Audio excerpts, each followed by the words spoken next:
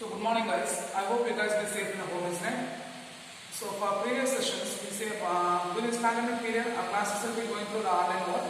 I hope you guys are enjoying the sessions and please be safe, okay? Clear? So for previous sessions, we see about the magnetic field due to a long string connector by using Ampere's second line. So guys, what is Ampere's second law? The line integral of magnetic field. What is that? The line integral of magnetic field over any closed loop is equal to mu0 times the net current enclosed by the surface. Mu0 times the net current enclosed by the surface. By using this, we find the magnetic field due to a long straight conducting wire. So what's the final expression together? B vector is equal to mu0 I by 2 pi r into n cap. What is that? B vector is equal to what is that? B vector is equal to mu0 I by 2 pi r into n cap. Then we see the solenoid, isn't it? Guys, what is solenoid? Solenoid is a long coil of wire wound in the form of helix shapes. Solenoid is the long coil of wire wound in the form of helix shapes, isn't it? So when the current will be passing through the coil, what happens there?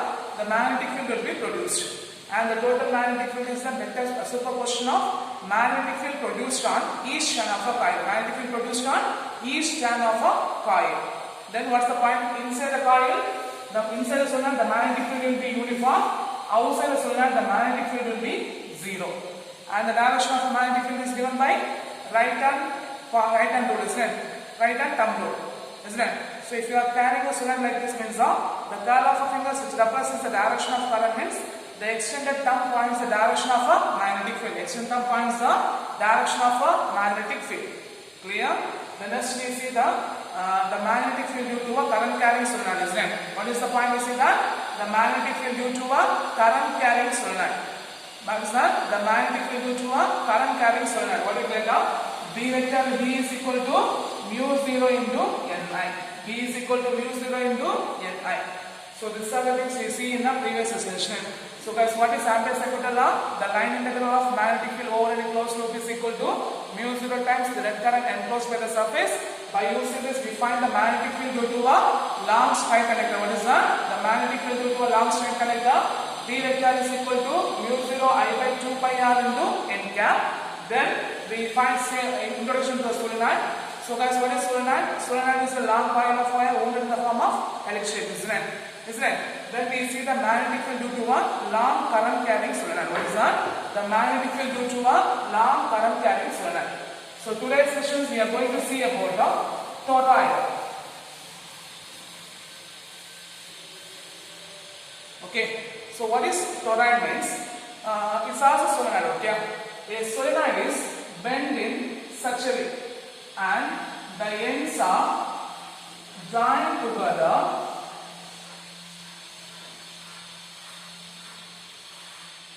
to form a closed ring is called as a toroid.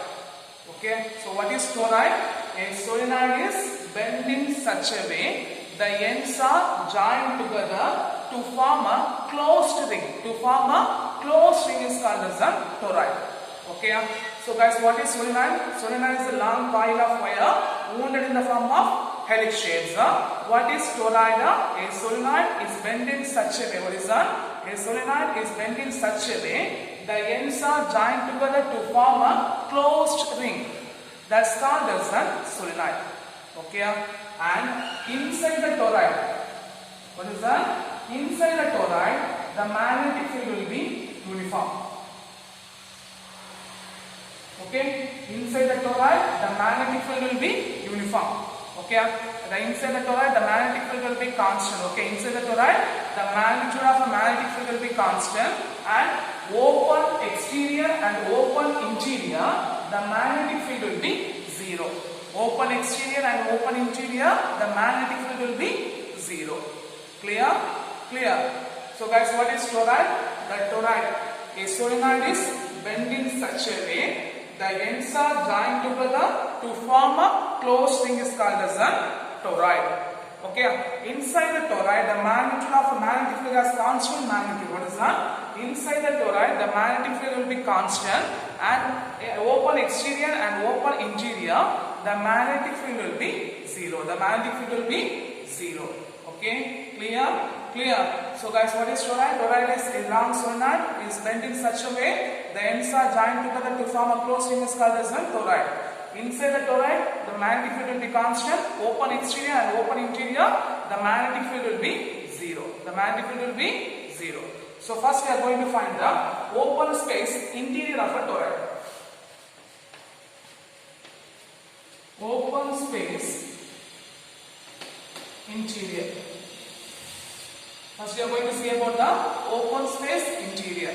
So here we are going to calculate this is the center.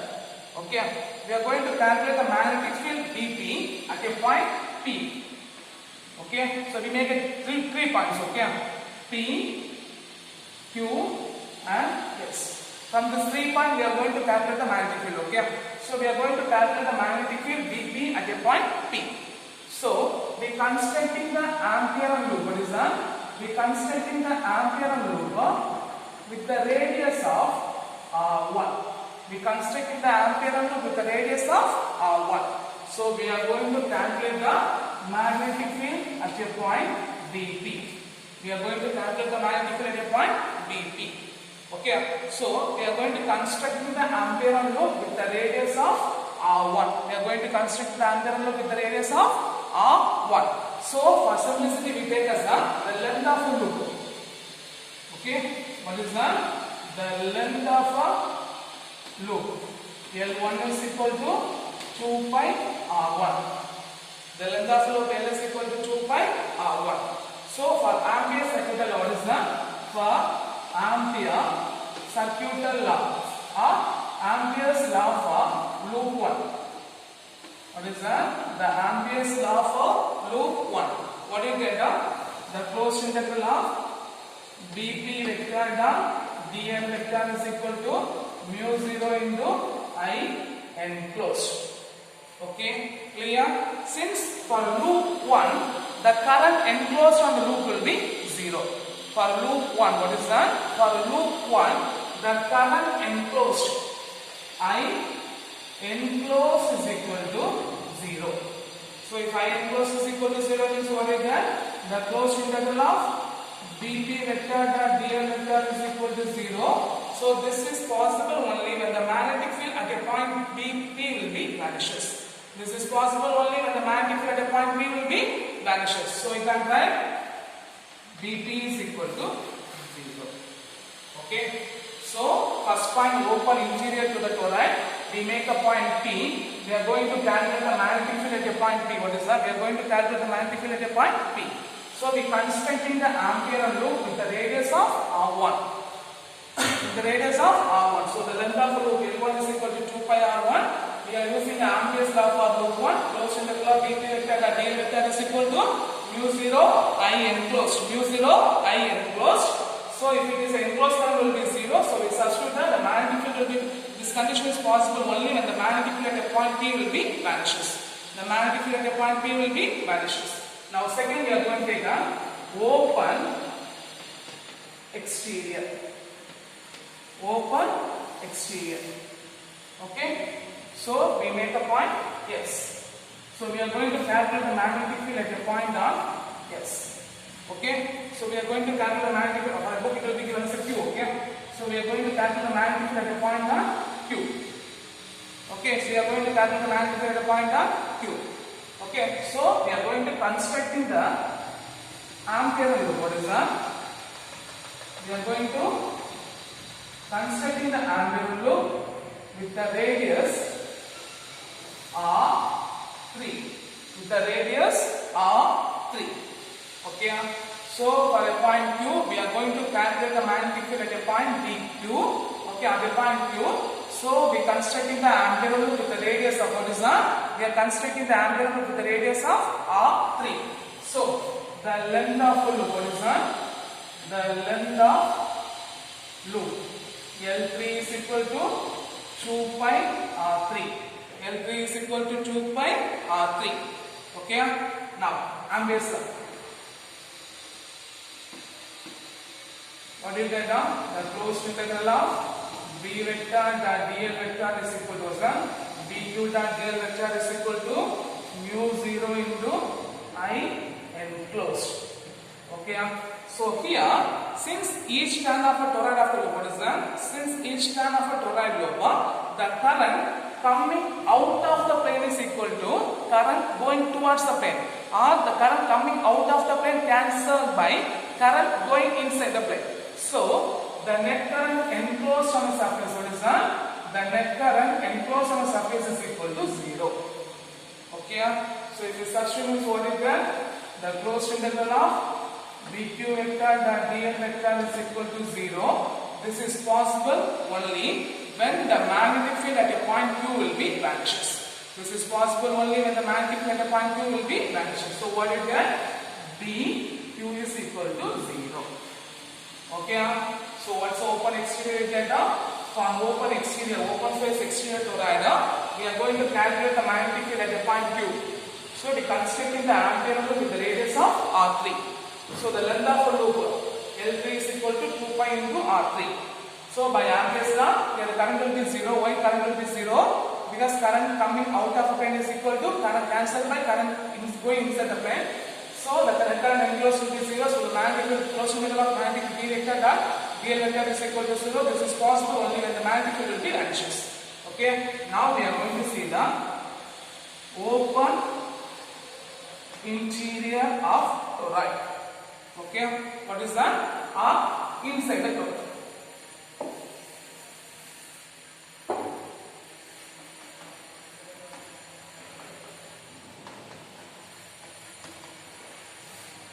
So we are going to calculate the magnetic field at a point on S.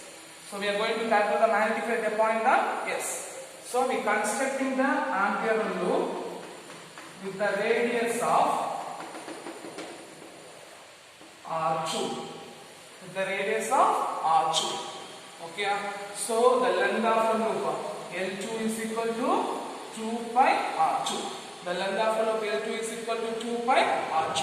So by Ampere's second law, what is the law? The closed integral of B S vector dot dl vector is equal to mu 0 into I enclosed. Mu 0 into I enclosed. If I be the current passing through the n number of tangents, if I be the current passing through the n number of tangents, the net current I enclosed is equal to n into I. I enclosed is equal to n into I. Okay. What is that? If I be the current passing through the n number of tangents, the net current enclosed on a surface is equal to n into I. So if you substitute this, what you get? Closed integral of B S dot dl into cos theta is equal to mu 0 into n I. Okay, clear? Here the theta will be 0. What is that? Theta will be 0, so cos 0 is equal to 1. Theta is equal to 0, so cos 0 is equal to 1. So if you get the Bs into the closed integral of dl is equal to mu 0 into ni. So guys, what is length of a loop? 2 pi into R2, isn't it? So if you substitute means what you get? Bs into 2 pi R2 is equal to mu 0 ni. From this expression, Bs is equal to mu 0 into n by 2 pi R2 into I. Here n represents what is that? N represents the number of terms per unit length n by 2 pi R2. N represents the small n represents the number of terms per unit length. So small n is equal to n by 2 pi R2. So if you substitute in the above expression is what you get? The magnetic field at a point on inside the toroid. Bs is equal to mu 0 ni. Clear?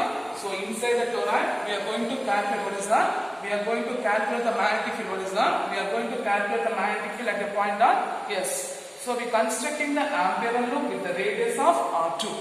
So the length of a loop L2 is equal to 2 pi R2. So by Ampere's second law, the closed integral of ds vector dot dl vector is equal to mu 0 into I enclosed. But if I be the current passing through the n number of tangents, the current enclosed is equal to n into I. So we substitute them. Okay.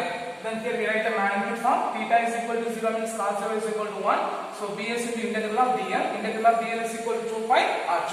From this bs is equal to mu 0 n by 2 pi r2 into I. Here n is the number of terms per unit length. So n by 2 pi r2. So the magnetic field at a point on the surface x is equal to mu 0 ni. Clear? Clear. So guys, so here we say the open space interior and open space exterior and inside the toroid. Guys, what is toroid?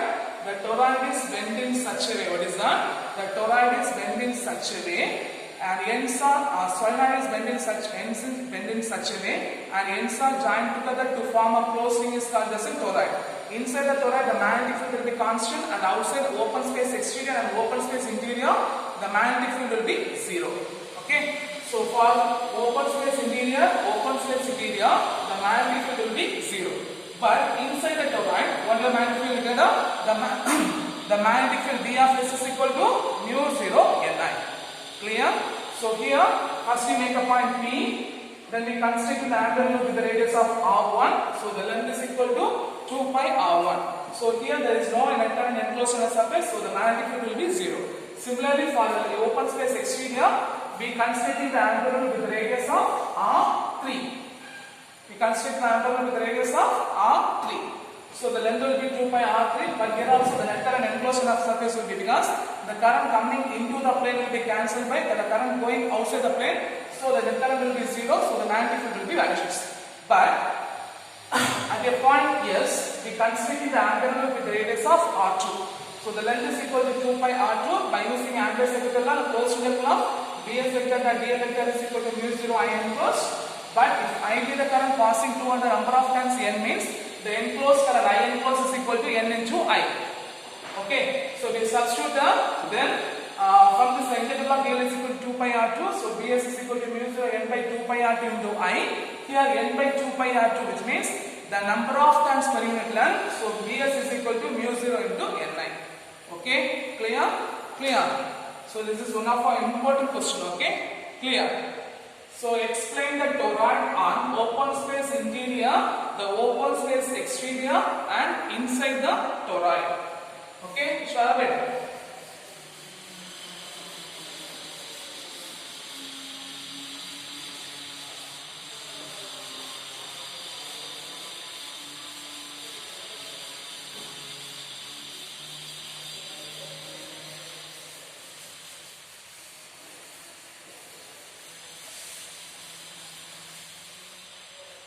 The next one is a magnetic force. Okay, next one is a magnetic force or Lorentz force.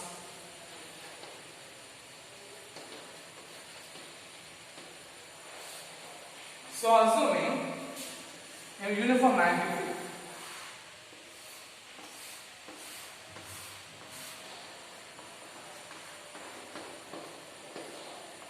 Okay, when a charge will be placed on a rest. When the charge will be placed on a rest in a uniform magnetic field, the force experienced or no force will be acted on it. So when the charge will be placed on a uniform magnetic field and the state of rest. So when the charge is at rest, no force will be acted on it. Okay. At the same time, when the charge is moving with the velocity v, what is that? When the charge is moving with the velocity v in a magnetic field, means they experience the force. This force will be different from the Coulomb force. The force is called as the magnetic force. The force is called as the magnetic force. Okay. So what's the point? When the charge is resting in the magnetic field, no force will be experienced. At the same time, when the charge is moving in the magnetic field, what is that? When the charge is moving in the magnetic field, they experience the force. Okay, this force is different than the Coulomb force. The force is called as the magnetic force. Okay, so when a charge Q is moving the velocity v in a magnetic field v, means the magnetic force F m vector is equal to Q into v vector plus v vector. Okay, Fm vector is equal to Q into v vector plus v vector. Okay, Fm vector is equal to Q into v vector plus v vector. In case if there is a presence of electric field also, Okay, if there is a presence of electric field also means what is that? If the charge is moving in the presence of electric field and magnetic field means the force Fm vector is equal to Q into E vector plus V vector plus B vector. Okay, so if a charge is moving in a uniform magnetic field, moving in velocity v in the presence of electric field and magnetic field means Fm is equal to Q into E vector plus V vector plus B vector. So guys, what's the point we say that if the charge is at the rest means no force will be experienced. If the charge is moving in a magnetic field means they experience the force. The force will be different from the polar force. The force is called as a magnetic force. Okay. Therefore, the Fm vector is equal to Q into V vector plus B vector. In case it is presence of electric field and magnetic means the magnetic force is equal, or the force is equal to Q into E vector plus V vector plus B vector. Okay. So we are assuming a charge Q moving with the velocity v in a magnetic field means they experience the forces called as the Lorentz force. They experience the forces called as the Lorentz force or magnetic force. When a charge Q moving with the velocity v in a uniform magnetic field means they experience the forces called as the Lorentz force. So Lorentz continuously doing an experiment and deduce the expression for the force experienced by the charge when it is moving on a magnetic field. M vector is equal to Q into V vector plus B vector. So what's the point? We say that the Lorentz continuously doing an experiment and deduce the expression for the force experienced by the charged particle when they are moving in the magnetic field. Fm vector is equal to Q into V vector plus B vector. Okay. From this he says that the special features of magnetic Lorentz force. Okay. What is that? The special features of magnetic Lorentz force. Okay, so from this expression we say that the force, the force will be directly proportional to the magnitude of a charge. The force will be directly proportional to the magnitude of a charge. Okay, clear? The second point, the force will be directly proportional to the velocity of a moving charge. The force will be directly proportional to the velocity of a moving charge. Okay, so first point, the force will be directly proportional to the magnitude of a charge. Second point, the force will be directly proportional to the velocity of a moving charge. Then third point, the force will be directly proportional to the magnitude of a magnetic field. The force will be directly proportional to the magnitude of a magnetic field.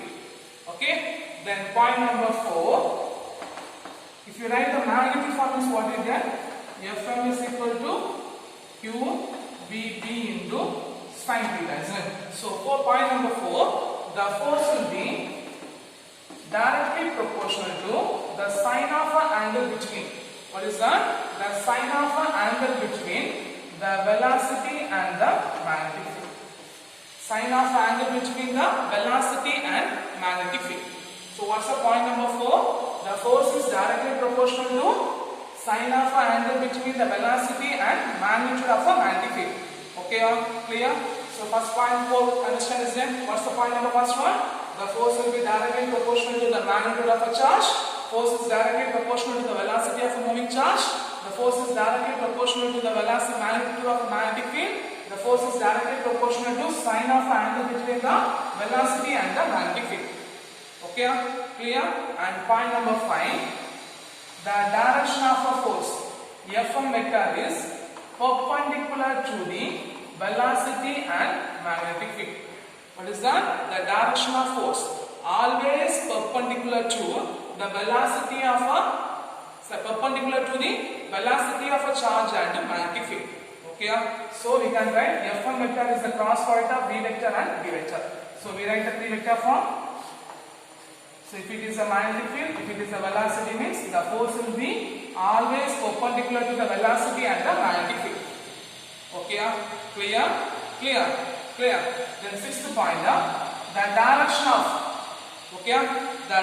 of force on negative charge is opposite to the What is that? Is opposite to the direction of force on positive charge. So what's the point number 6? The direction of force on a negative charge is opposite to the direction of force on positive charge. Which means the force experienced by the positive charge will be opposite to the direction of force experienced by the negative charge. Okay, clear?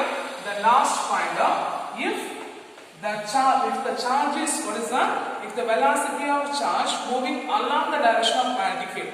So if the velocity of a charge moving along the magnetic field means, then the force experienced by force will be 0. So what's the point number 6? If the velocity will be moving along the direction of magnetic field means, then the force will be 0. Okay, clear? So what are the 7 special features of what are the 7 special features of magnetic Lorentz force? The first one, the force will be directly proportional to the magnitude of a charge. The force is directly proportional to the velocity of a moving charge. The force is directly proportional to the magnitude of a magnetic field. The force is directly proportional to the sign of angle between the velocity and the magnetic field. And point number 5, the force is perpendicular to, what is that? The direction of force is always perpendicular to velocity and magnetic field. So Fm vector is the cross product of V vector and B vector. And point number 6, the direction of force on a negative charge is opposite to the direction of force on a positive charge. Then last one, if the velocity, what is that? If the velocity of a charge moving along the direction of magnetic field means, the force will be 0. Okay, the last one, the unit of magnetic field. What is that? The unit of magnetic field is Tesla. Okay, what is that? The unit of magnetic field will be Tesla. So 1 Tesla means, okay, 1 coulomb of charge. What is that? If 1 unit of charge moving with the unit velocity, then producing a unit force means. What is that? 1 unit of charge is moving with the 1 unit velocity. They experience that 1 unit force means, then it is called as that 1 Tesla. Okay, so 1 Tesla is equal to, what is that? 1 Tesla is equal to 1 Newton per ampere meter. So Newton per ampere per meter. Okay, clear? So for this lesson we see one of my important final question, toroid. Explain the toroid. Then what is magnetic force or Lorentz force? Question number 2. Question number 3, write the special features of magnetic Lorentz force. Question number 4, define Tesla. Okay, so I hope you understand the session and please be learn. Okay, clear? Thank you.